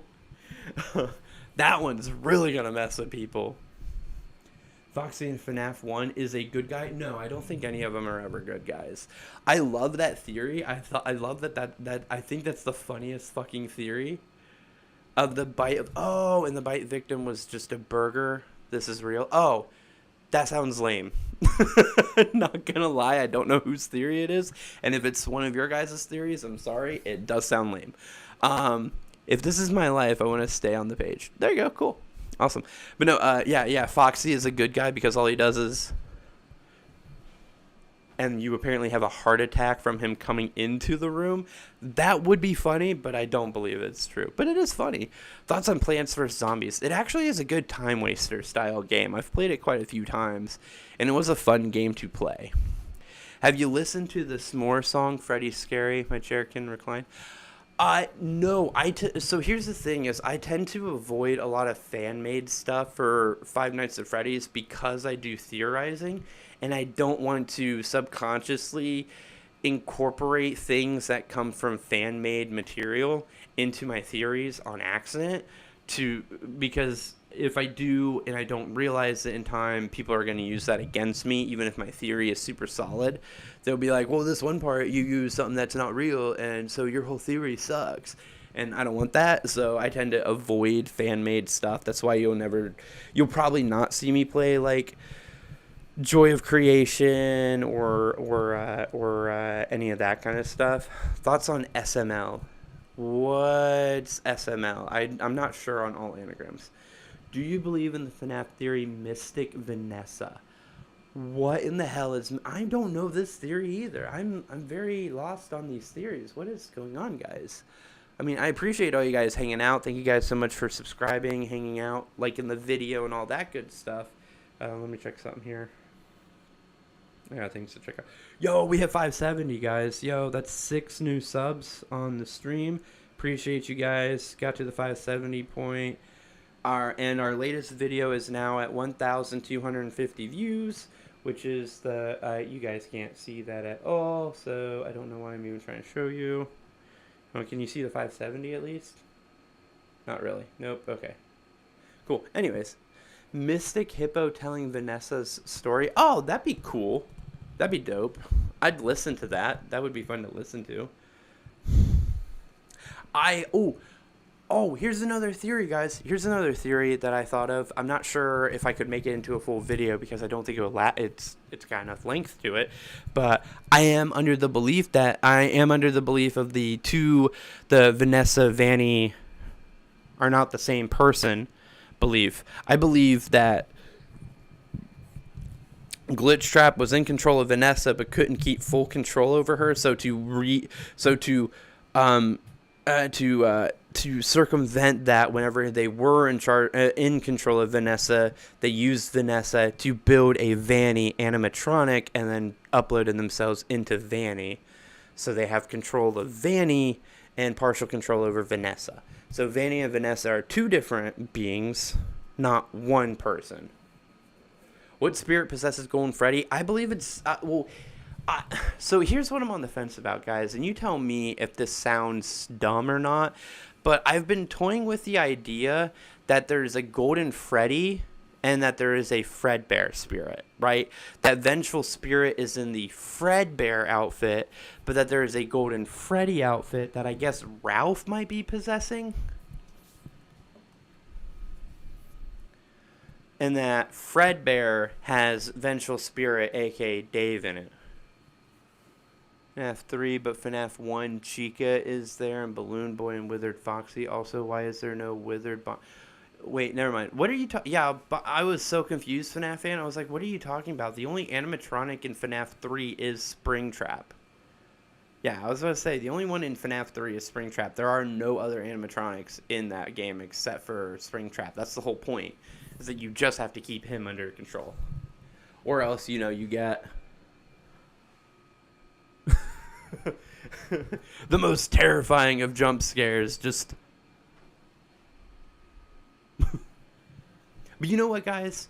Here's the thing about FNAF 3 that we need to celebrate, is the fact that the jump scare was so fucking lame, okay? We have to celebrate that fact, because Scott told us in the interviews that the only reason he made a FNAF 4, one of the main reasons he made a FNAF 4, is because everybody thought the FNAF 3 jump scare was so lame that he didn't want to end it on that note, so he made a FNAF 4. Then FNAF 4 was so lore heavy and convoluted at the same time that no one could really figure it out, that he made a FNAF 5.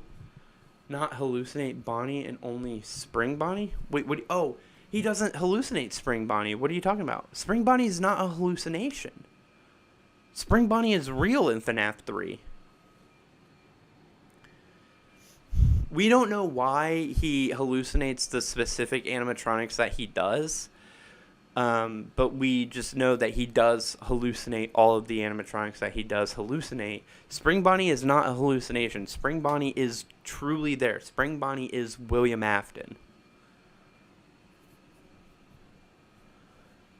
And actually, the theory is, no, sometimes in FNAF 3 on the cameras you can hallucinate Well, yeah, because he's thinking he's seeing the thing that he's trying to keep watch on because of the like gas leaking or something like that. Did you know the FNAF movie has more burgers in it than pizza? Yeah. Yeah, because the pizzeria is not functioning, but they do go to a diner, and diners tend to serve burgers. Did you know? Did you know that MatPat's character in the movie is called Ness, and that is a reference to the Ness's Sans meme from one of his old theories, and that also Ness, who is played by Matthew Patrick, is the son of the owner. Of Sparky's, which is also a reference to an old animatronic lore, like old animatronic rumor that wasn't true, but that there was a dog animatronic called Sparky. Yeah, MatPat game and Undertale to the Pope. Yeah. Oh dang, you got me there. Well played, good sir. Yes, I know FNAF stuff too. So Sparky is a hoax. Yes, Sparky was a hoax, but Sparky's Diner is not. Sparky's Diner does exist. And MatPat. So MatPat is canonically a character in the FNAF universe now. MatPat's likeness exists in the FNAF universe. Sparky's canon technically. Yeah, Sparky is canon. Sparky is. A diner is the mascot for a diner in the FNAF universe. Yeah. Ooh. Ow. I'm getting old.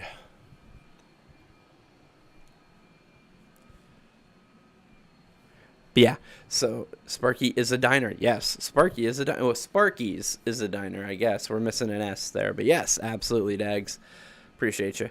The hoax image from years ago was a prediction the whole time. Absolutely. Well, that's the thing. It's like a self-made it's like a self-made prophecy, right? If you create a hoax or something like that, and it becomes like, if you can create something that is so hoaxing that it becomes like a running joke or gag in the universe of the thing, that eventually the creator of the thing, if they continue to expand the universe, will eventually incorporate it as like a nod to the audience, like, here you guys go, here's something. So it can be a self-fulfilling prophecy if you do it right. Turned into, yeah, exactly. Hoping to see Purple Guy animatronic in FNAF movie 2. A Purple Guy animatronic? No, I don't think so. We know who the Purple Guy is. We don't need a Purple Guy animatronic because we know who Purple Guy is. Like, Purple Guy served as like a what do you want, as like a stand-in, because we didn't know who he was at the time. But now we know who he is, William Afton, and we know what he looks like, Matthew Lillard, in the movies anyways, that there's no point in having a Purple Guy animatronic universe, at least. Yeah. Can't wait for FNAF movie 2 for Purple Guy. And I don't think there's going to be one. Have you never seen the Purple Guy animatronic hoax from 2014? Oh, like, no. I think I remember hearing about that way back in the day. Yeah. I was literally typing that when Dax said that, yeah. You should bring that up, Dags. I heard it broke the internet. The Purple Guy. Purple Guy being an animatronic. I remember that. I think that was really, I don't know.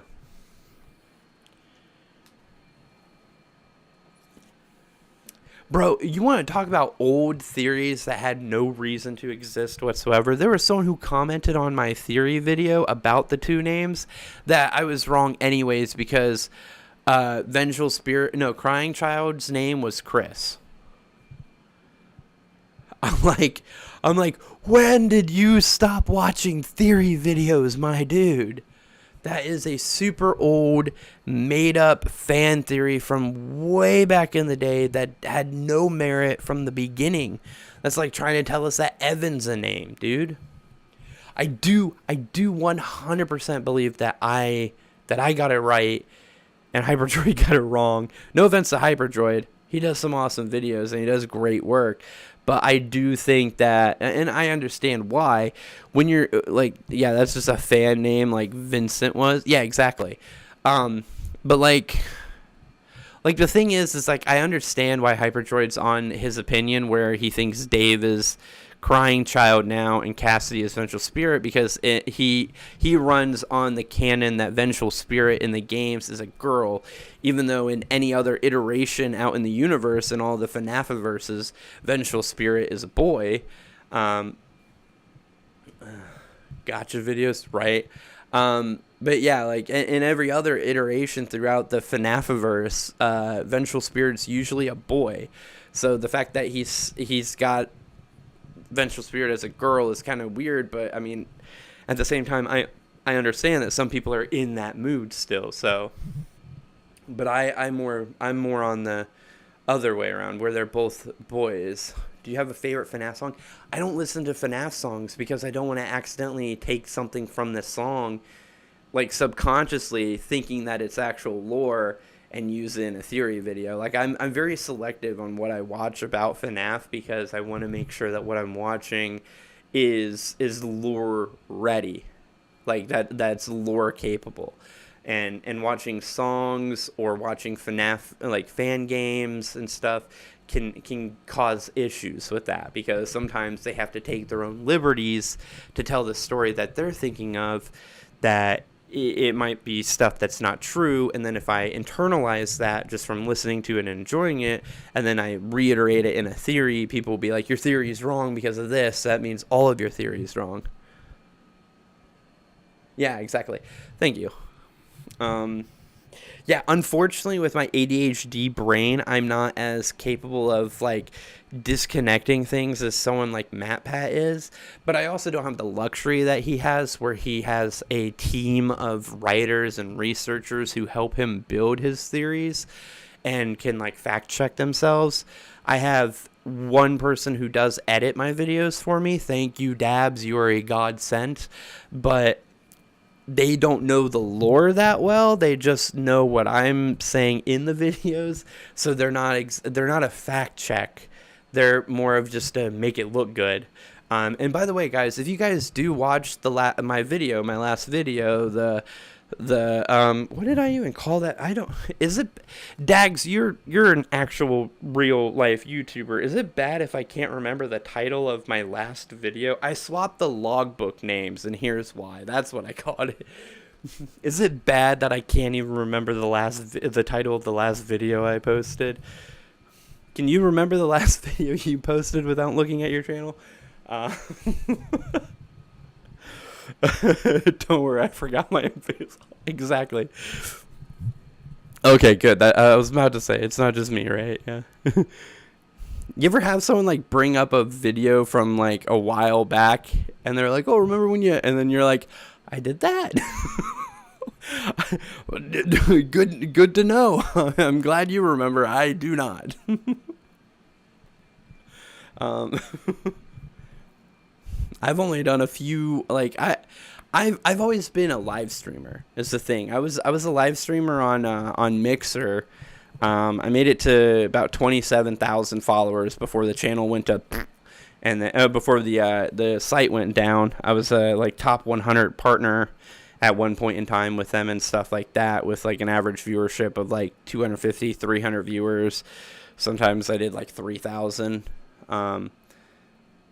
That's my whole background. This whole making YouTube videos thing is still kind of difficult for me. I'm still getting into it. And with my ADHD and my limited time frame, I didn't even think I was going to be able to actually do YouTube videos until Dabs, who's been a long time, well, now friend at this point. Like,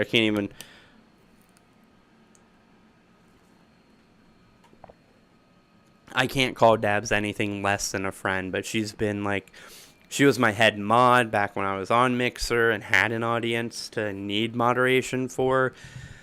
And now she's doing editing videos for me, and it's the only reason I can even post videos. Femboy Toy Bonnie is real. In the games, no, but that's an interesting concept for an animatronic. Are you hyped for FNAF in Dead by Day? Oh, yeah, absolutely. I used to be a big Dead by Daylight player. Used to play it all the time. What I get to? I got to max rank at one point, I think. Um, here's my question. Who do you guys think is going to be in the game? Dead by Daylight soon. What do you think the collab is going to look like?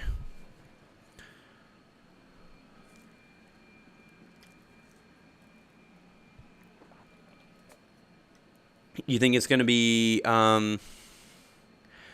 Vanessa as escaper and Springtrap as killer? Is that what you're thinking? The FNAF AR Valentine's picks Toy Freddy was wild. Look, here's the thing. I don't take any of the FNAF AR animatronics as being canon unless they are in the actual games. Right? But what up, Bork? If you guys are new to the channel, make sure you guys hit that subscribe button. We're trying to make it to 1,000. First, I'd like to make it a 575, obviously, but Bear 5 sold me fentanyl one time. Once. Nice. You should report them. Did you know about the FNAF Funko Fusion collab? Have you played it? I have not played any FNAF Funko games, but that's cool. No, the only FNAF things that I really have is some of the original fluffs, the original plushes. This thing is 8 years old. Yo, thank you, Milo. Appreciate it. These are 8 years old, by the way. These plushies that I'm showing you guys. These are some of the original FNAF merchandise. In case anyone was wondering if I'm an OG or not, boom. This thing is this Fredbear, this Freddy Fazbear, Freddy right here. He is as old, if not older, than FNAF 4. So there you go. Booyah. Who's an OG? Who's an OG now? Yo. Telling you. On the next FNAF game for being the GOAT. I don't think I'm the GOAT. I'm definitely not the GOAT. Here's my thing. If anyone is the GOAT FNAF theorist, it is 100% a tie between either Docko or MatPat. I'll tell you who has the most guts. Who's the ballsiest FNAF theorist, and that's Docko. What up, Light? Docko is the most balls. It has the most balls of any FNAF theorist, because that motherfucker had like 2,000 subscribers or like 4,000 subscribers on his channel, and was still like, "Let me." FNAF is the most ballsy. I don't know. No, here's why Docko wins. Here's why Docko wins. Because Docko had like a few thousand subscribers on YouTube, and that was it. And this man still had the audacity to be like, "Hey, Mr. Scott Cotham, can I have a key to the next game when it comes? Can I have like an early access key to the next game that comes out?" And Scott was literally like, "Yeah, I'll add you to the list." This motherfucker had like 3,000 subscribers at the time. And he's just like, he's the definition of you never know until you shoot your shot. Yeah, had he not done that, though, he may not have blown up and become the, he's one of the leading experts in FNAF theories. Yeah, he's on the VIP list. I will never be on the VIP list. Here's my only goal. Here's my only goal. If nothing else, the one and only thing that will get me to feel like I've made it as a theorist is for MatPat to ask me to come on to GT Live one time. That's all I want. I just want to do one GT Live reviewing somebody else's theory. That's all I want. If I can make it to that point, everything else is butter. All right? Everything else is, I can retire at that point. I want one invite to the couch. That is it. And MatPat doesn't even have to be there anymore because Ash is going to be taking over next month. I'm down. I'll go hang out with Ash. We're sit on the couch, review a theory video. That's when I know as a theorist I've done something. I've accomplished something.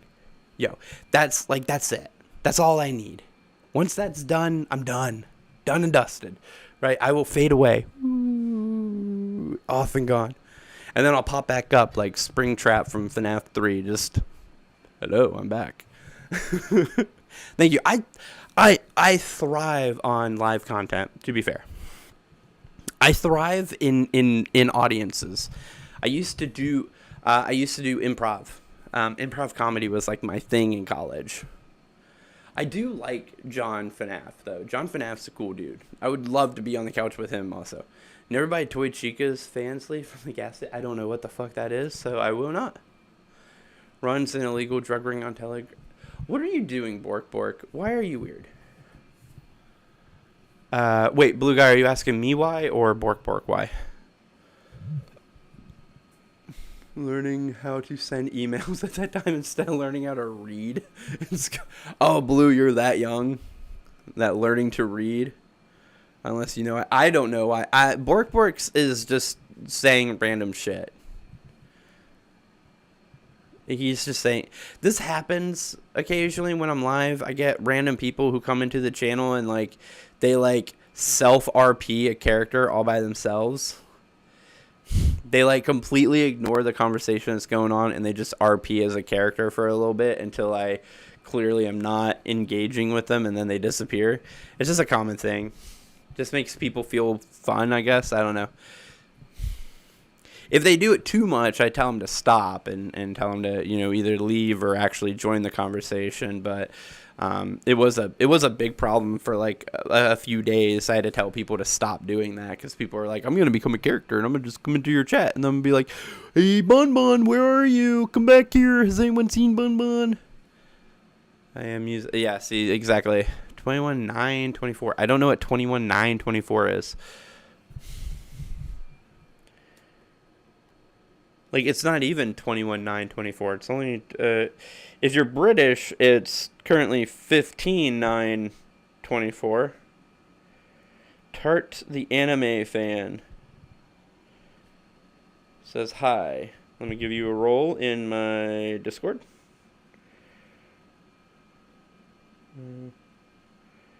Manage, edit roles. You are now part of the people. Milo, also need to... Whoa, Milo, your thing is very bright. Edit roles. You are now part of the people. Congratulations. Welcome to the people. Welcome to the meetup. My Discord's very easy to find, guys. It's just discord.gg/Strider. It's one of the things that, like, it's one of my ways of verifying to people that I was a partner for Mixer, because I was also a Discord partner at one point. I was a Streamlabs partner before they got rid of that. I used to be an AverMedia partner before they stopped doing their partner program too. I don't know if you guys know what AverMedia is. Hard to read it, but yeah, AverMedia, they compete with Elgato on a lot of stuff. Mascot horror related, but do we like Hello Neighbor here? Hello Neighbor's cool. I liked Hello Neighbor. It got weird when we started thinking that it was like semi-religious, but I mean, other than that, it's fine. Had like the whole devil and all that stuff going on, which, I mean, hey, you know, you need a background story that works. But I do like Hello Neighbor. It was interesting. Interesting game. I haven't played it in a very long time. I don't think I even played it once it got finished.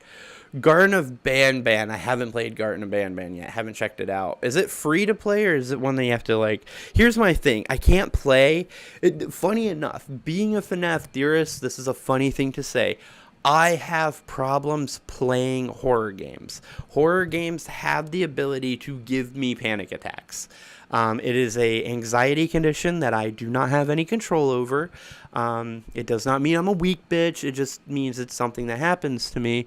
But I can't play certain horror games. If it's horror games where it builds up anticipation of me being jump scared, trusted speak, I can't play them. So, like, I was on Roblox yesterday, with a vid that is called 10-year-old things you missed. What?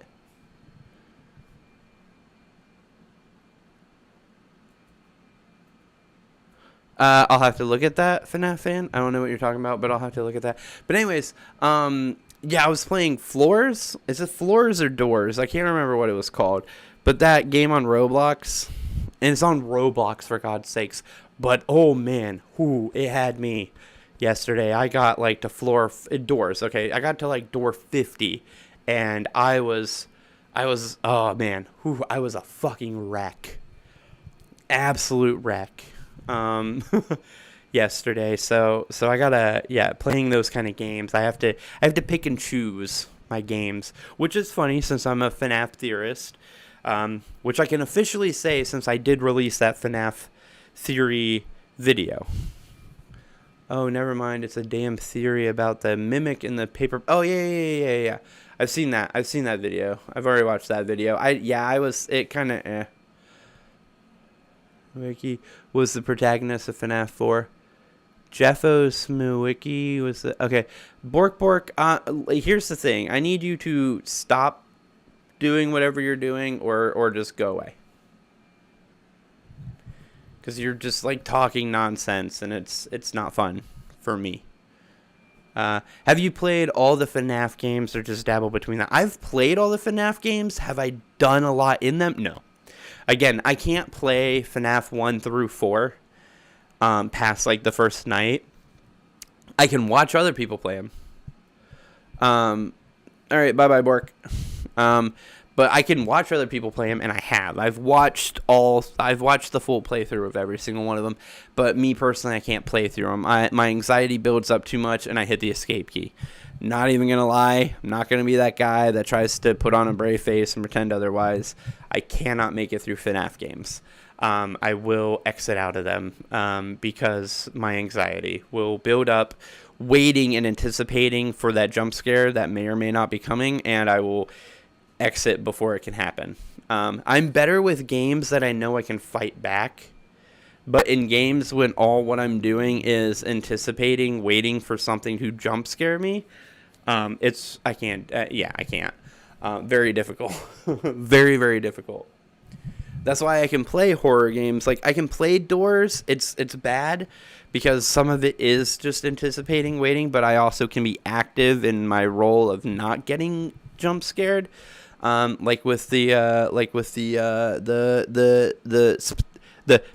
psst guy, I can look for him and get him to not jump scare me. And I can hide from the Seek and all that other stuff. What up, Anims of Purpose? How we doing? It's Kyra. It's been but what? It's been a bit. What up, Kyra?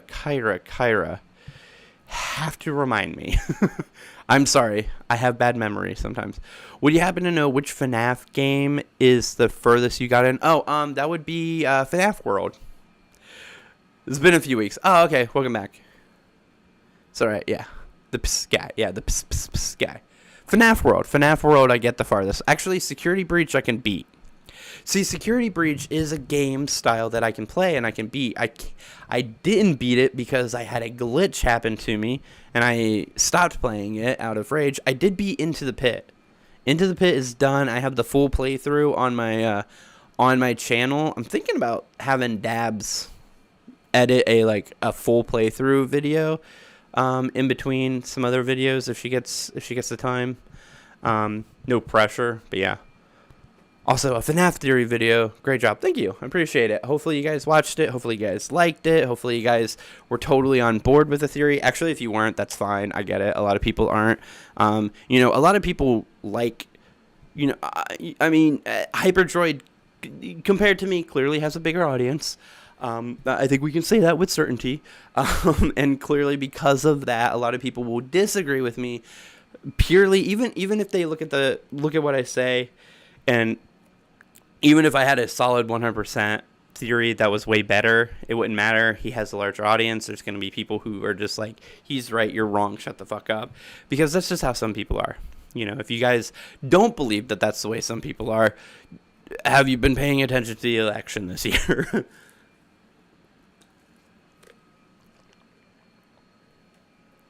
Animatronics, the endo is still in there, like in FNAF 1. The endo is not anywhere in the back room.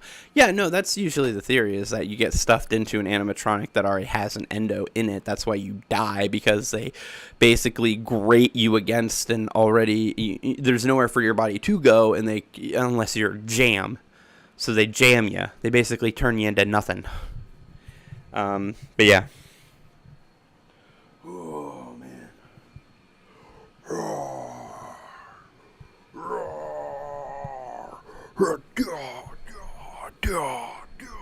Apparently I'm Godzilla in my mind. Sorry about that. Question: how long did it take you to make the theory video?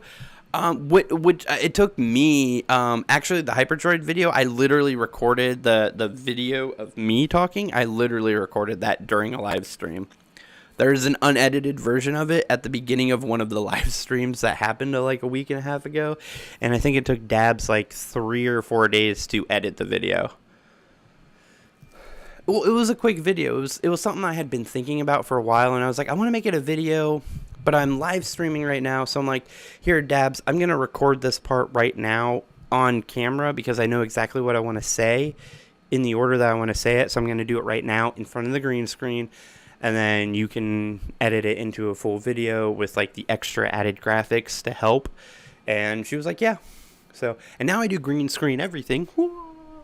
So we have some shorts. And here's the thing, guys, still to this day, if you guys see me in front of the green screen and I'm being silly or I'm doing weird things or I'm going off topic or whatever, if you guys see this and you guys want to make 55-second long shorts green screening me doing weird things, like, what am I looking at? Oh no, I'm holding something in my hand. Oh, now I'm throwing things. What is that over there?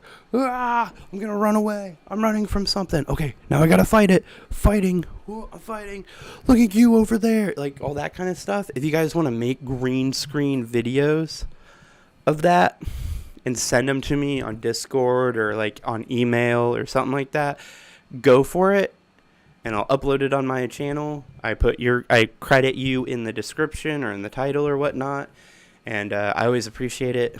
I know shorts will never be the thing that gets me partnered because I don't upload enough of them. But like, just as like a fun fan thing, if you guys ever do that, I will definitely upload them.